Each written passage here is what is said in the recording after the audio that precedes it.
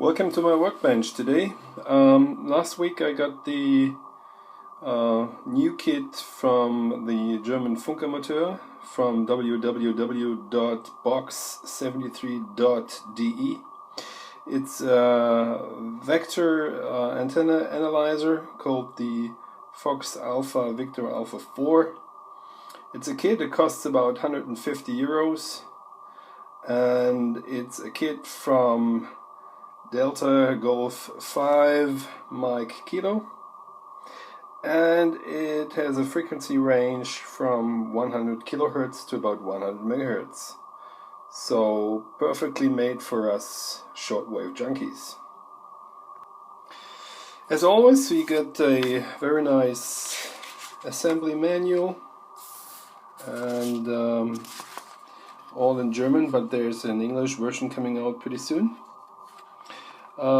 The kit itself consists of the mainboard. It's partly pre-assembled, so all the SMD surface mount devices are already on. You have a fairly well made cabinet. It's a two-piece made of aluminum.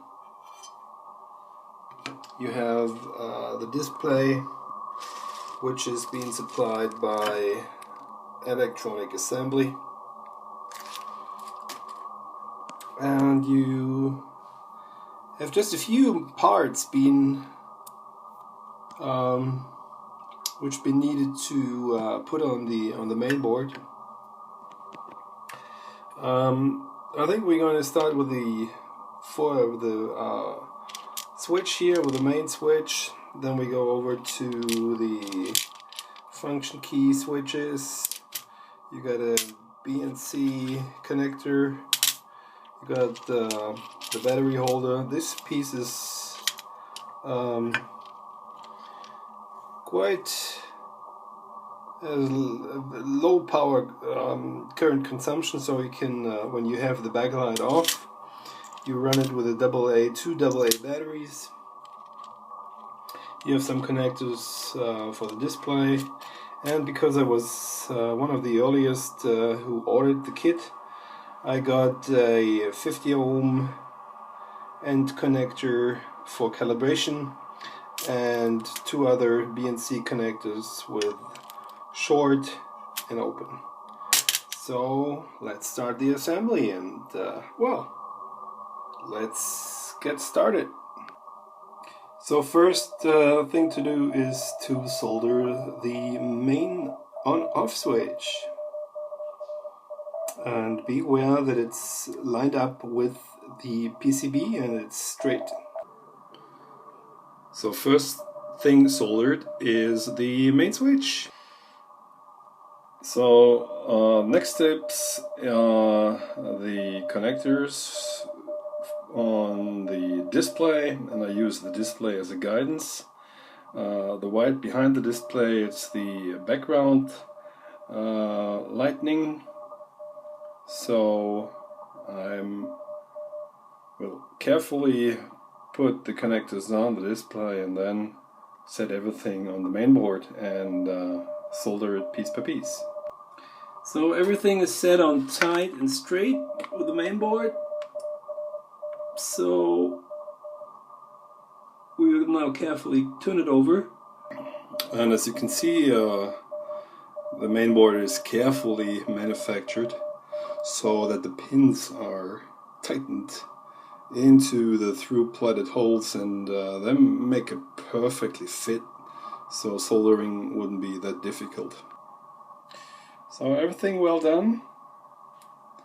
Take a very thin soldering tip, and the result is a very straight forward soldering and a rectangular orientation. Pretty nice. So next are the three dip switches. We put them in here, 1, 2, 3, and I will show you in a minute. So the three main dip switches are in, all well soldered. What I usually do in the beginning, I start from the top side, and to give them a small fix, and I start from this side on one leg, so this dip switch has 4 legs, and to adjust it I use the soldering from the through pleated hole from the top, and then I turn around the main board and solder it from the bottom. So what's next? We got the 2 AA battery holders. Be aware that you have the right polarity on the right position, and keep on, happy soldering. So next would be the Bnc Antenna Connector, what I basically do every time I use some tape. Here I got some textile tape, which is a little bit more heat resistant. I use it for fixing the quite heavy connector on the main board, so it makes soldering easier. Just to make the first quick solder, and then I will align it again to make it straight and rectangular. So here you can see the beginning of the soldering of the Bnc connector. It stays in place, and I will do the first solder spot, and then I will correct it. One thing I have to remind, you have to change solder tips while soldering the main board from very tiny little tips to a larger tip, because it's always a matter of heat flow. So for soldering the Bnc, for example, you need quite flat, like a screwdriver solder tip. So soldering of the Bnc plug was quite not difficult, but you needed the right size of solder tip and you need the right temperature. There's a lot of material and mass material you need to heat up. Better to check the solder spots with your voltmeter to see if you get the right connection. So the last few solder spots are these 6, you can see it, these 6 spots here, the 6 through connections, and from the backlighting of the LCD display, and the soldering is being done on top of the PCB. I always prefer to solder that in place. Some people don't, I do. And 2 spots on the other side where the 20 connectors are, just to give them a fix, as well on the top side of the background lighting PCB. So one more hint concerning the soldering of the display. Like I said, we had 6 spots to solder on the top here.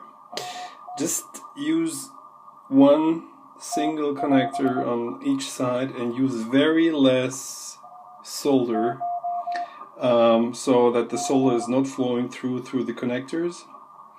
As well on this side, just a very little of solder.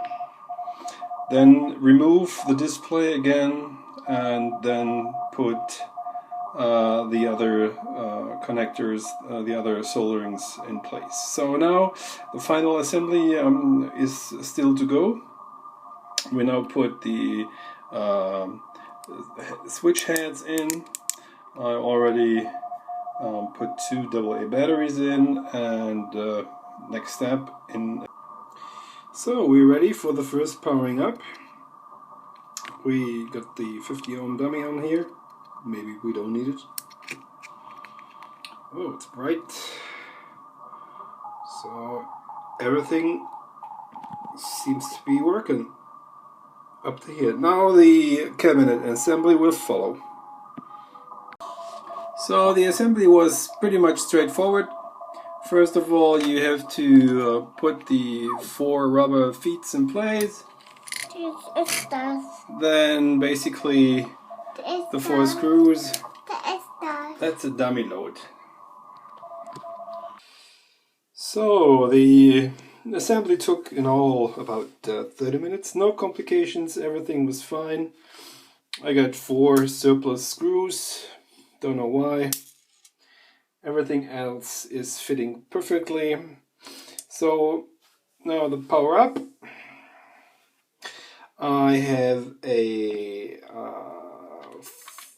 coil loaded ground plane attached to my vector analyzer. First of all, I will do, because it's easier to see for you, I will go into the setup mode. We got language, English, 5-band frequencies you can select. So for the demonstration, I will put it on. Basically, you don't need it. And we now see a single sweep here.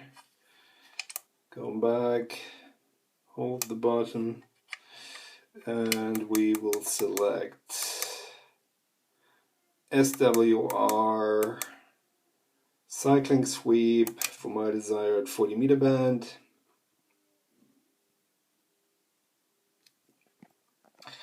We now have 100 kilohertz range. We will do this larger. And we'll see. It's a fairly good SWR for a 4.5 meter ground plane coil loaded. So now I want to see what my Z is. Let's see what the Z is. Z1 frequency.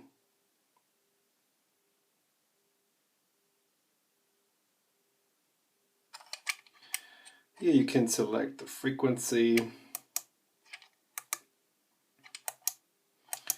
Okay, to the QRP frequency. It's 56.4. SWR about 1.6. And the C2L is about 0.6 microhenry. So basically that's the first impression and the assembling of the new vector antenna analyzer from the German Funkermotor WWW Box 73. Looks good to me, and I'm looking forward to build some more antennas.